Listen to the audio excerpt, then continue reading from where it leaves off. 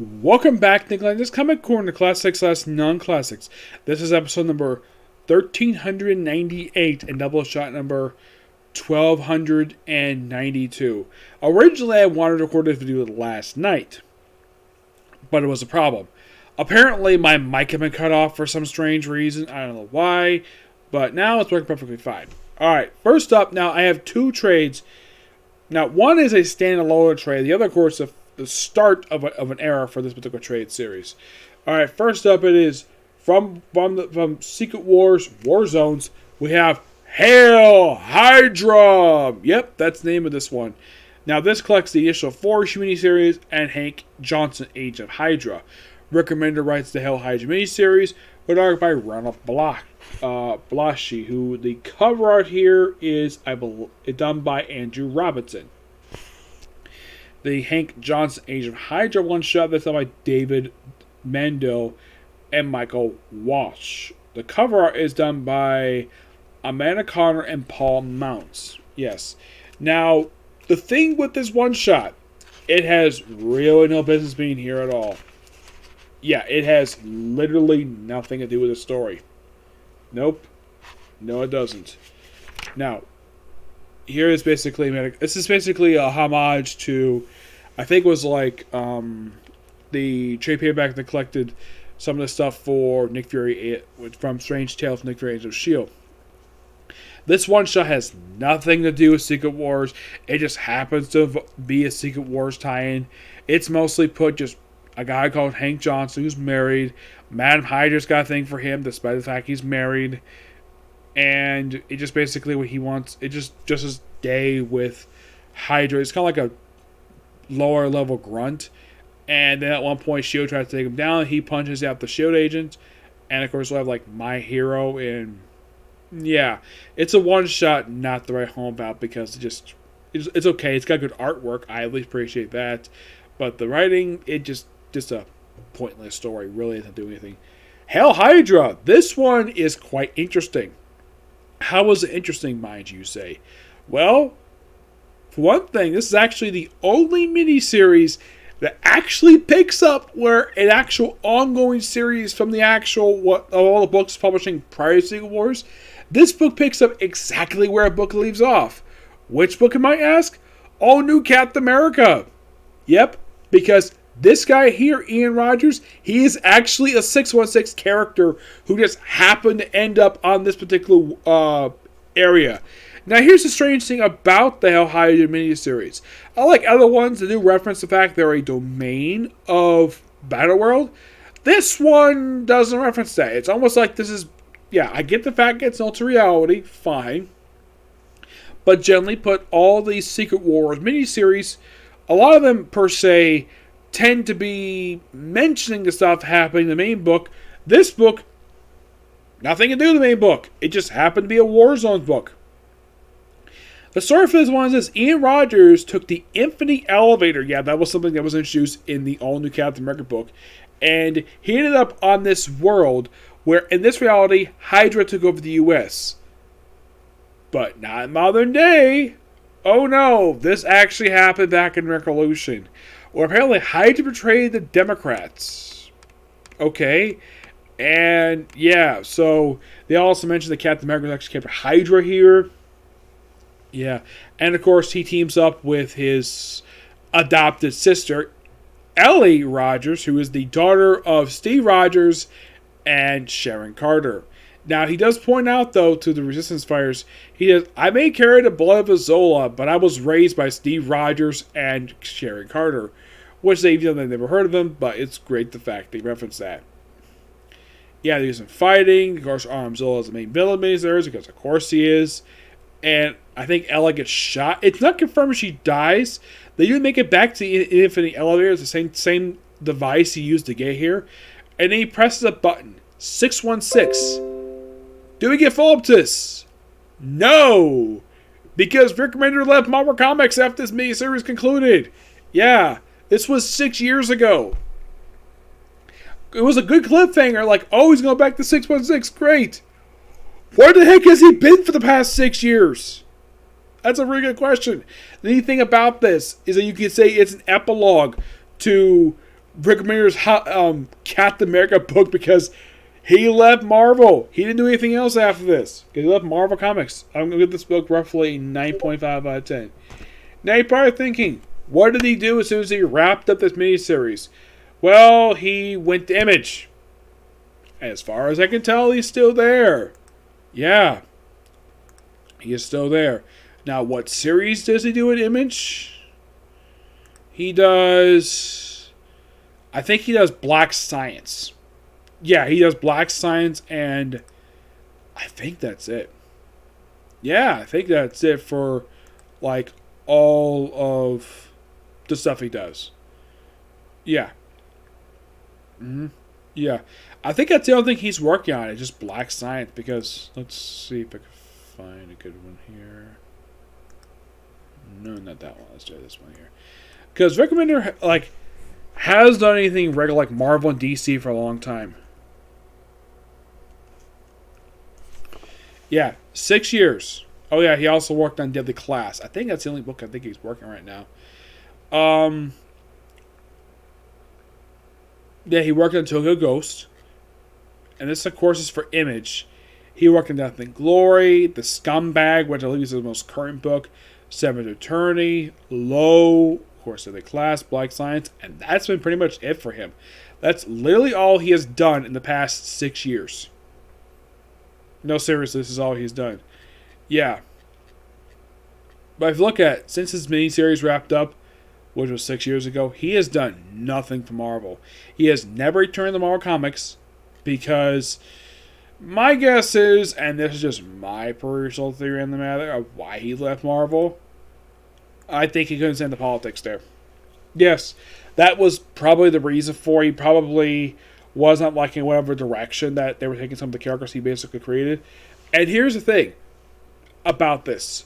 As soon as he left Marvel, almost anything really cool he established, and like major plot threads, most of them are pretty much ignored or just tossed aside, all because he left.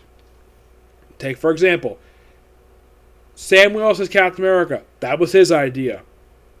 3 years after he became Captain America, he had to give the shield back to Steve Rogers because some people at Marvel didn't like the fact he became, well, Captain America. Flash Thompson's Venom. He did a lot of character development for him, and all got undone when he basically got his symbiote taken away. I mean, some idea. And the Candy Avenger stuff. That was something he also started, and that ended.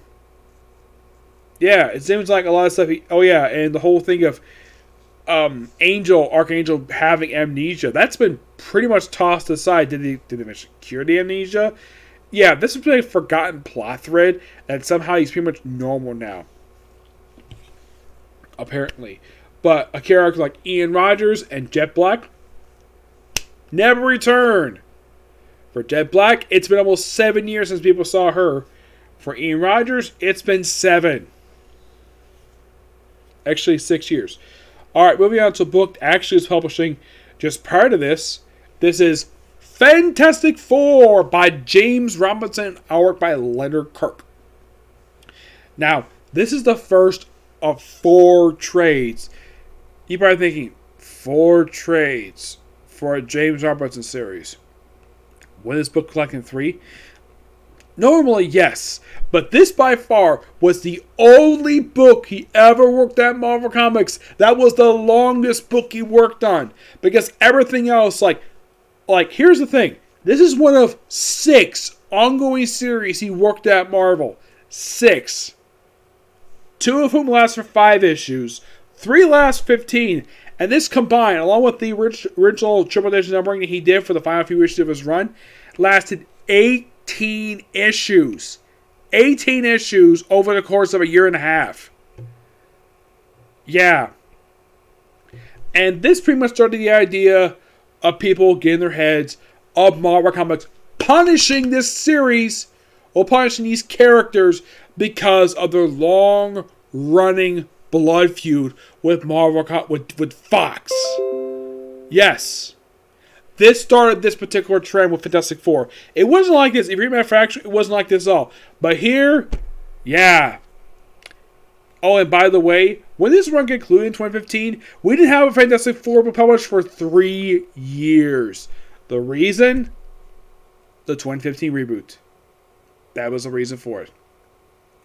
Okay, now for these opening 5 issues, the Fantastic Four come back to Earth. This is, of course, the Matt Fractions run. Now, one thing that's actually not explained in these issues, you see, not going to look at his cover here, but here's the thing.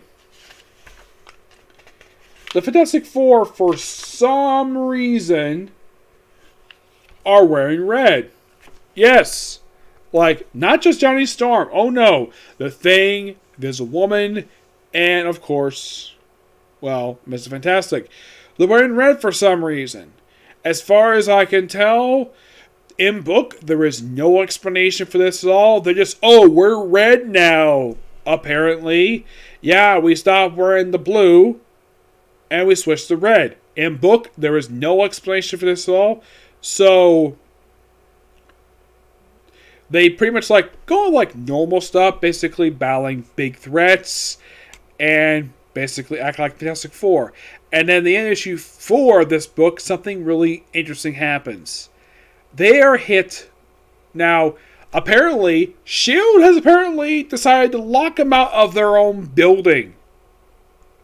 Why? Because the Fantastic Four, for the first time ever in their whole entire history, have been hit with a lawsuit.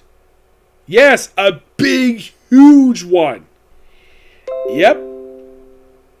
And then the very next issue, it's the trial of the Fantastic Four. And there's this guy called Tevlar. And he questions the Fantastic Four on various exploits they've done over the years. Like when they first appeared, when they first fought Galactus, when Malice basically inadvertently started a riot. Stuff like that. And like a lot of businesses basically were falling apart. And I'm like, okay, why the heck are we doing this now? Even though that, here's the thing, no other writer prior to James Robinson doing this book ever addressed this. The answer? No idea of why the heck it took over 50 years to acknowledge this.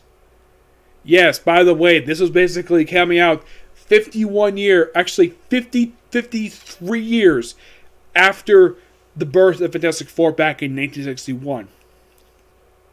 So mentioned the whole thing about Galactus. Mentioned the whole thing misplacing Ultimate Nullifier. Apparently, Mr. Fantastic didn't know that Nova took it to the Watcher before he died. Yeah, he didn't know that at all. So, the Fantastic Four were pronounced guilty of this. Also, one of the most dumbest things happens here. A woman shows up from Child Protection Services. Oh boy, and Sue, like, when she saw that, like, look how Reed stopped. I think she wanted to murder the woman for daring to take away her children. Yes. So, where did the Richards children and the Future Foundation kids end up? At Camp Hammond, of all places. Where they run into Jim Hammond, who was the director of this facility. As for Fantastic Four themselves, also, here's something interesting though. Johnny Storm can't use his powers. Yeah. Something happened to him. He basically is powerless. Also, because Matt Fractions run, like, Valerie Richards is now living in Latveria. Yep. Valerie Richards living in Latveria. Why? Because her father kept secrets from her, and her mother sided with her father over this. Yep, she's living Doctor Doom now. Yep. But I gotta say, it's a good start for this run. I'm interested. Give this book roughly a 9.5 out of 10. Yeah. Like, the thing is, I've never heard anybody really talk about this run much anymore. No. I mean, Hickman's run probably people talk about that, but Robinson's run? No.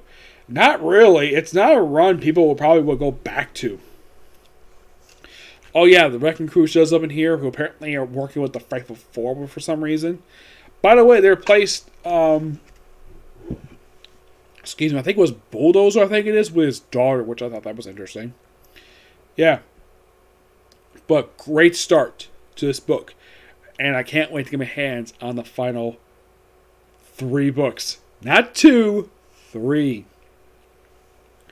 Yeah. How is it that out of all of James Robinson's books, This book lasted longer than All New Invaders, Squadron Supreme, Scarlet Witch, his brief run in Cable, though that actually continued briefly without him, and Nick Fury.